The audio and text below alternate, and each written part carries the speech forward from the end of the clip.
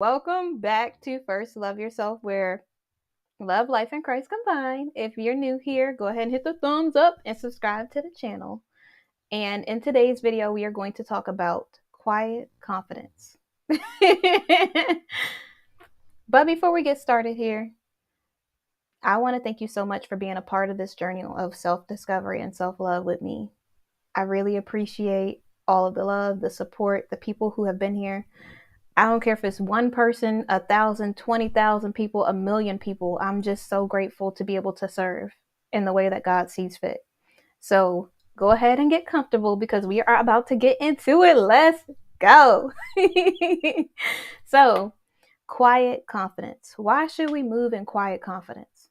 Sometimes some people think that in order to be confident, you got to be the loudest person in the room. You got to say, I got this. I know I'm good. I know I look good. I know I'm this. I know I'm that. And we feel like we just got to make it so known.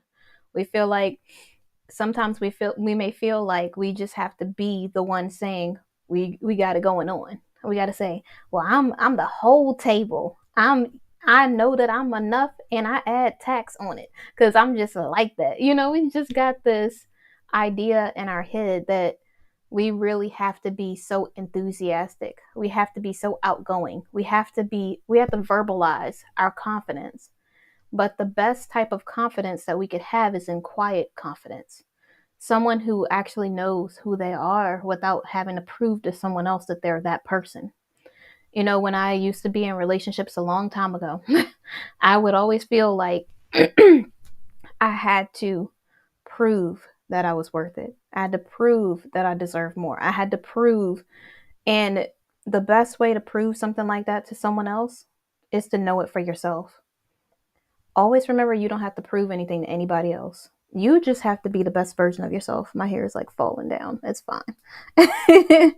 You just have to know your worth for yourself. The best the best way to show somebody that you know who you are is to know who you are and have healthy standards and boundaries. They will know what you will and will not accept by what it is that you tolerate. And I know some people can say, well, that's being harsh. How are you being that's not very Christian like if you are just cutting people off or you're not allowing people to just be whatever to you. They can be who they want to be.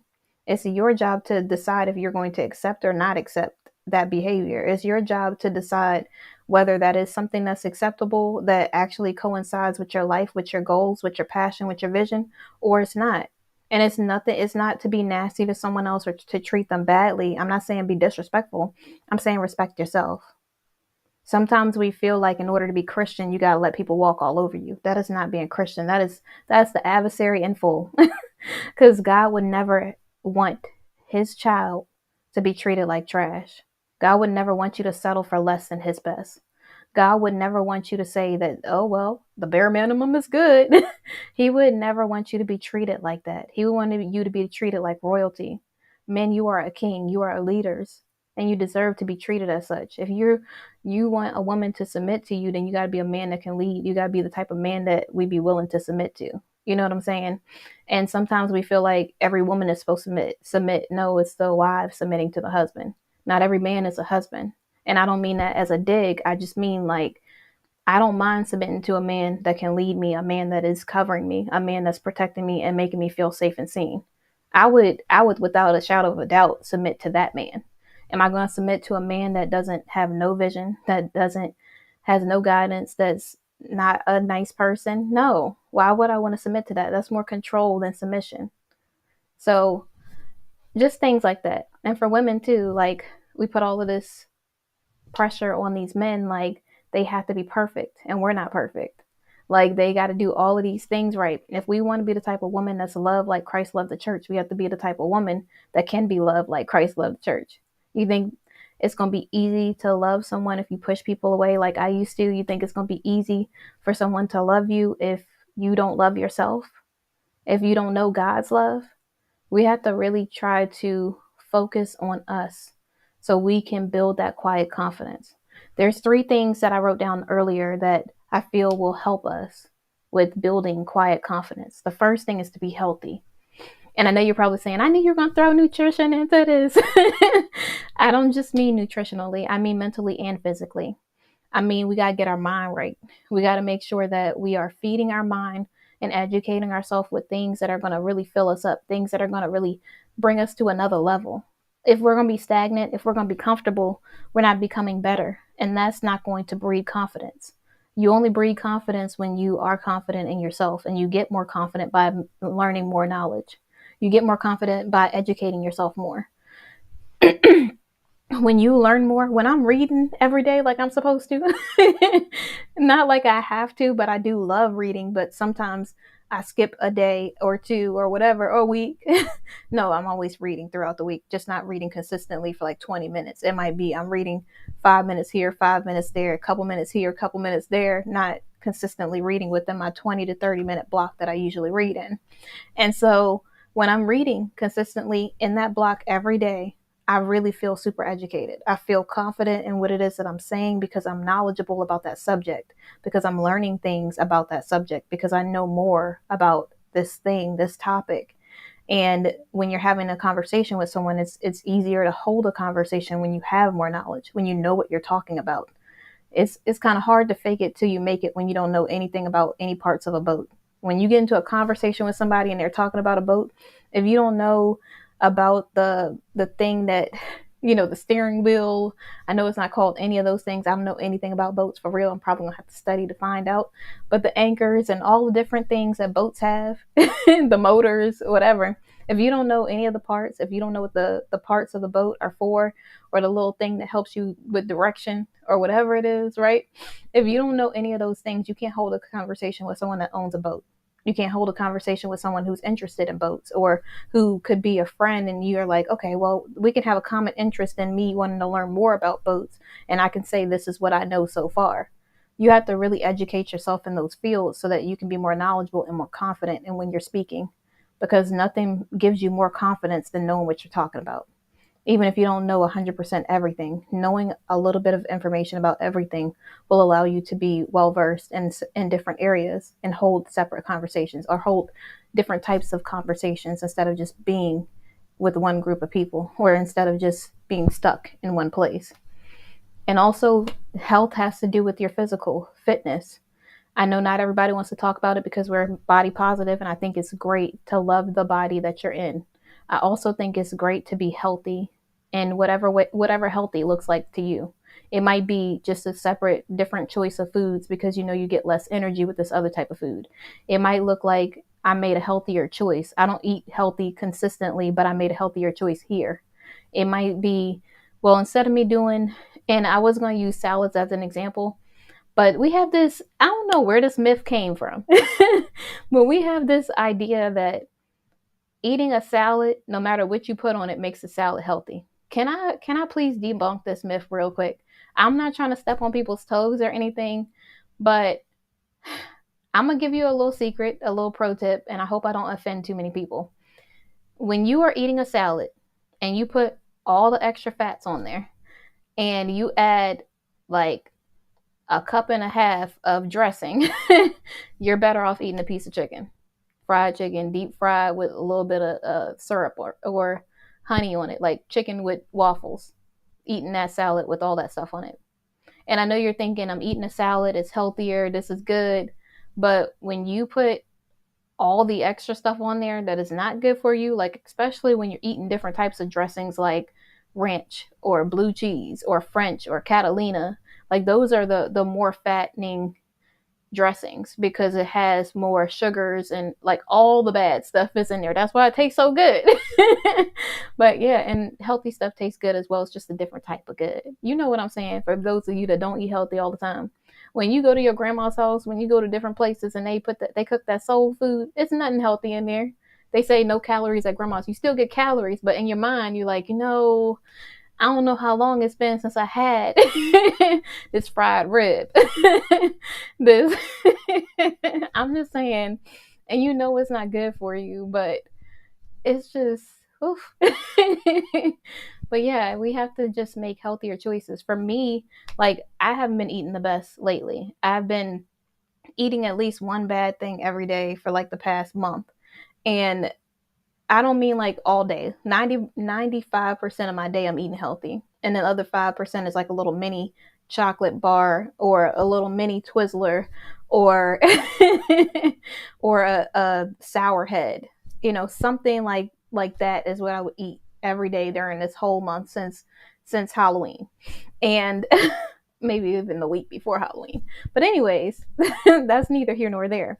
And I just think it's important for us to just make healthier decisions, like walking, maybe taking the stairs instead of the elevator. Just like little things here and there to make ourselves feel better so that we're doing something that's a little healthier.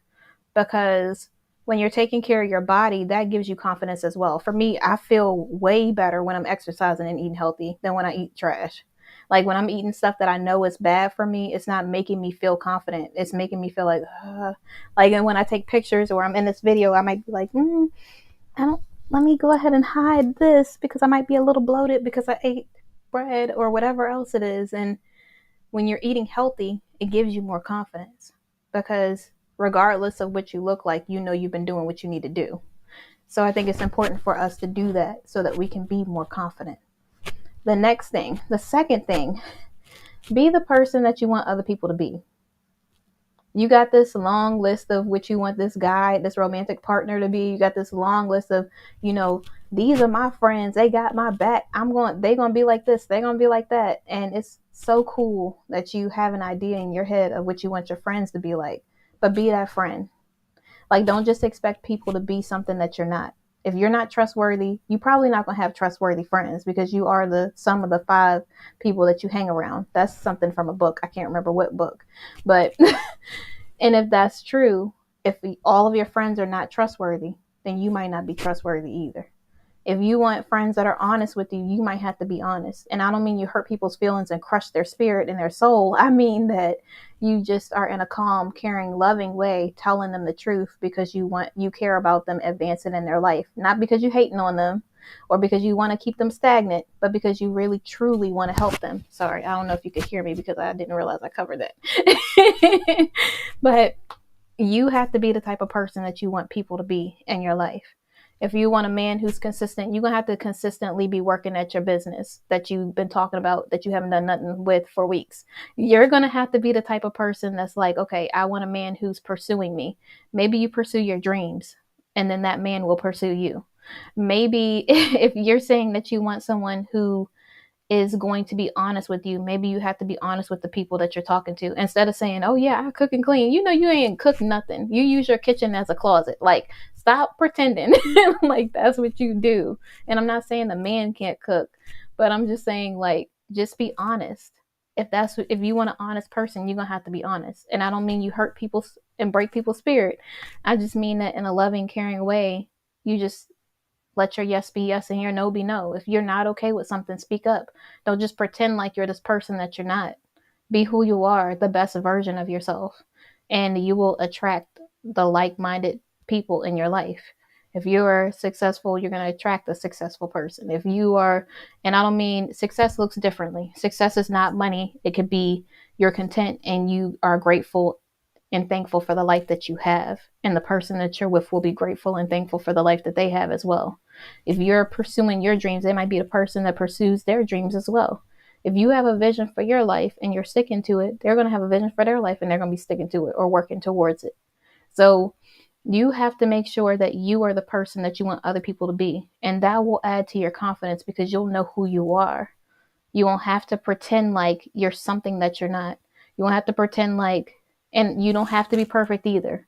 I want to make sure I put that disclaimer out there because some people feel like in order for me to get this great guy that's going to treat me right, I got to be perfect. No, you just have to be willing to be better. And also stop putting so much pressure on yourself. You don't have to have it all together. You just have to be willing to be a better person. You have to be willing to understand that you can't put everything on another person. You have to focus on you.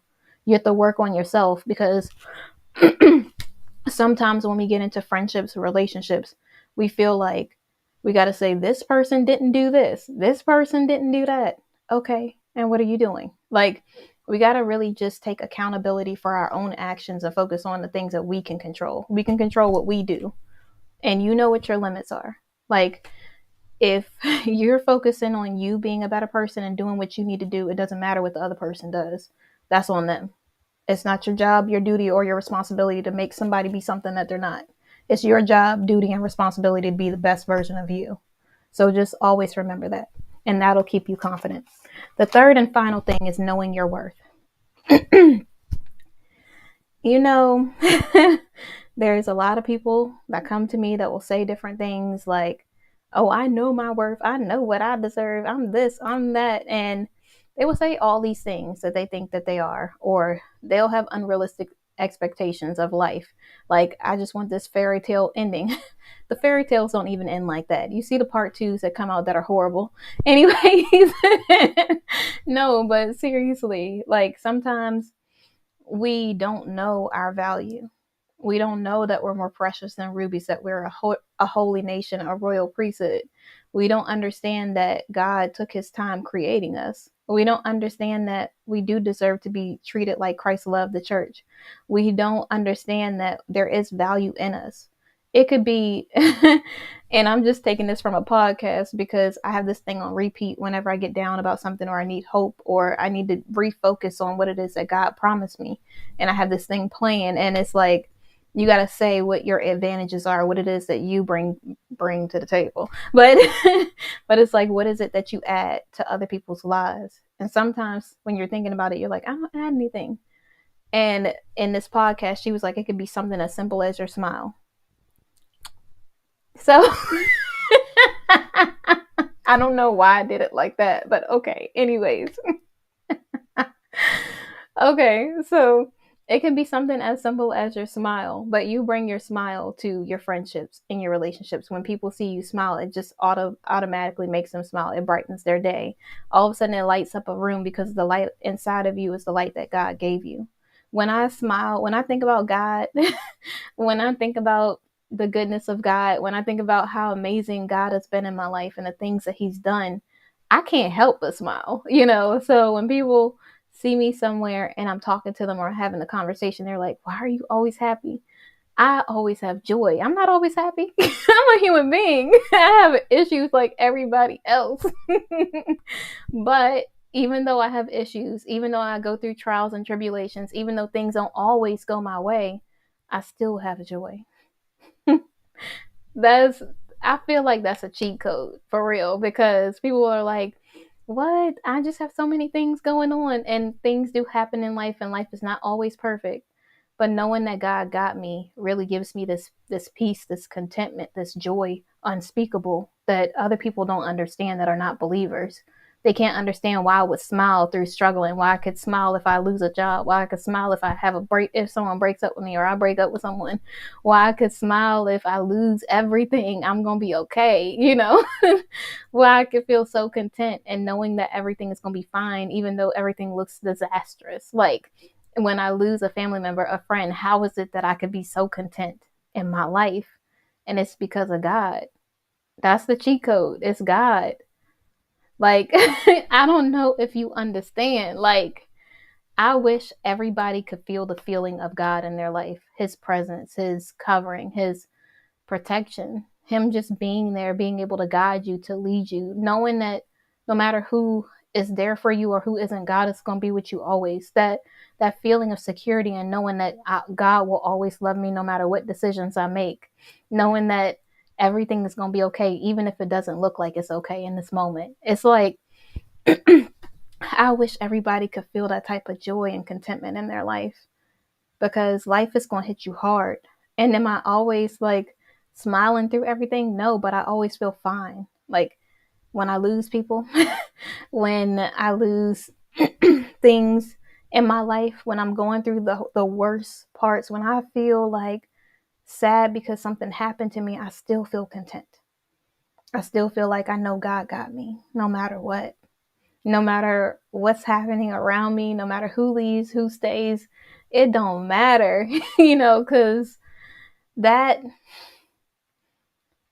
the presence of the Lord is unlike anything I can explain. Like, you really have to be in it. You got to be in the trenches. You got to be in the, you got to go through the lowest valleys with God right there with you. You got to go through the highest mountain with God there with you.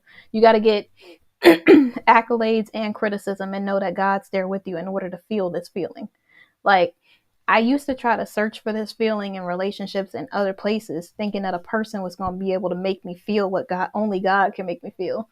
Only, like, I would think that I could do something if I ate this thing, if I went this way, where if I fed into temporary satisfaction. Those were the things that I thought was going to fill me up, and nothing nothing filled me like God at all. Those things might be good for a moment. It might be good for a second. That food might be so delicious at this moment, but it's not forever. But God is, you know? And sometimes we forget that. Sometimes we forget who God said that we already are. We forget our value. We forget the things that we add to this world. And I personally want to add to the world. I don't want to be taken from it like, oh, me, me, me. I want to, and yes, we all get selfish sometimes, but I always have to check myself and remember I'm here for a purpose. I'm here to serve and help other people. I'm not here just for myself. I might like this person, but if it's not advancing the kingdom, if I'm not adding to their life, then I don't need to be with them. And I have to understand that. If I'm in a friendship and I'm not adding to my friend's life, or I'm not helping them or serving in some way, then I don't need to be friends with them, because sometimes we're the problem. Sometimes we got to remove ourselves because we want the person that we love, that we care about, to have better. I want every person that's a part of my life to have the best, even if I don't get to be a part of it. I want everybody to be successful. There was something that happened the other day. One of my family members, they got something really good happened to them. And someone said to me, we say this saying sometimes from the Coming to America movie, and it'll be like, why does she always get the good ones? And they said that, and I stopped it. I was like, and it wasn't a diss or a dig at the person. It was just that in my mindset, I'm not thinking like that. I'm not thinking, oh, this person has something more than me. This person's getting good things. That means that I'm going to miss out on something. I know I'm not missing anything. I know that everything that's for me is for me, and can't nobody take it from me. So just because another member of my family, a friend, people around me might be getting something, I'm so happy for them. I'm not just like, oh man, they got this. I'm like, we all winning. Like, I don't think you understand. Like, I'm happy this person winning. I'm happy that person's winning. I'm happy this person's winning. And then I'm next. So I'm not thinking like I'm missing out on anything. There's nothing that someone else has that I could want, because what's for me is for me, and can't nobody take it away from me.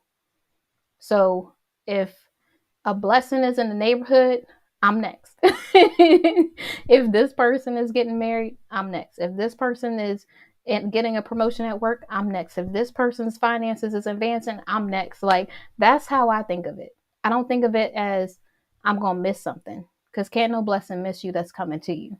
Always remember that. And just know who you are, know your value, know your worth. Have those healthy standards and boundaries, so that way you have quiet confidence. There's nothing more attractive in a man than when he knows who he is. And that could just be people in general. But for me, there's nothing that attracts me more to a man than a man that knows who he is. I'm not saying they got to have all the answers and have it all figured out, but when they got that quiet confidence, like, they don't have to say, oh, I'm the finest thing ever. And I don't know what men do. I don't know what that was, but but when they be like, oh yeah, I look so good. I'm fine. I look good. When they got to talk about it, I'm just like, that's so unattractive to me. But there's some women that will like that. And so I had to correct it, because I know we're going along with this terminology thing, and not a lot of people like saying that. So, and I don't mean it disrespectfully, but there's some women that do like that. I, however, like the quiet confidence. I like when they walk into the room and it's just like they know who they are. They're just content with their life, and not content like they don't have a vision, but content with knowing that what they bring to the table. They're not trying to prove anything, because they are doing all of the things that they need to do. They don't have to try to convince me that I need to be with them, because they're treating me the right way. That there's nothing more attractive than that. When you know your worth, quiet confidence. So thank you so much for watching. Go ahead and give me a thumbs up and subscribe to the channel so you never miss out on more uplifting content like this. And also, it'll help with the algorithm. I don't really care how many people watch this video. Correction. I would love to serve more people. So if the algorithm is up and it allows me to be able to help and serve and other people to be inspired, that is a blessing. Also, what I mean by the numbers is I'm okay with helping one person or a million people, however many God wants to allow me to help. So everything is a blessing. So thank you so much for watching. Have an amazing night. And I will see you guys tomorrow.